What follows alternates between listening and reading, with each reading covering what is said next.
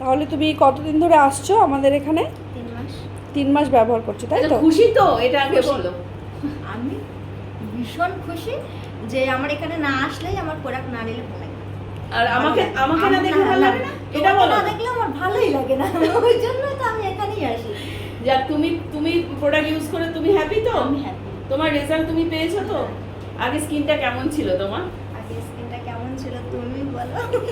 খুবই খারাপ অবস্থা ছিল, স্কিনটা একদম ড্যামেজ হয়ে গেছিল। আমি তো না ফোনে ছবি পাঠাই, না হ্যাঁ, কিছুই পাঠাই, না কাউকে কিন্তু বিরক্ত চলে করি, আসে, ছুটে ছুটে চলে আসে ছুটে আমার ছুটে কাছে, চলে আসে। একদম একদম। আজকেও কিন্তু আমি উপোস আছি, কিন্তু কত দূর থেকে আমি চলে একদম, মানে এসেছি। এটাই হচ্ছে ভালোবাসা, টান। কেন? কারণ ও এতটা খুশি, হ্যাপি। দেখো, খুশি কখন হয় মানুষ, তোমরাও বুঝবে, যখন সেই মানুষটার মনের যে কষ্টটা সেটা চলে যায়, তখনই তো সে আস্তে আস্তে খুশিটা হয়।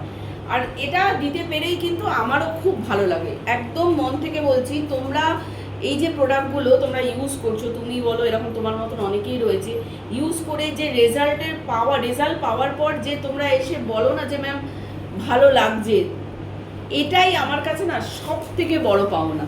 আমার তো ভালো না লাগলে তাহলে তো আমি অনলাইনেই নিতে পারতাম, কেন এটাই, তোমার কাছে এটাই, ছুটে এটাই। ছুটে আমি আসি বলো তো? একদম একদম। যাক, তোমাদের ভালোবাসাই দিকমিনের সব থেকে বড় আশীর্বাদ। আর এটাই দাও, দিকমিনকে এত এত ভালোবাসা দাও, আর কিছু লাগবে না, ওটাই দাও।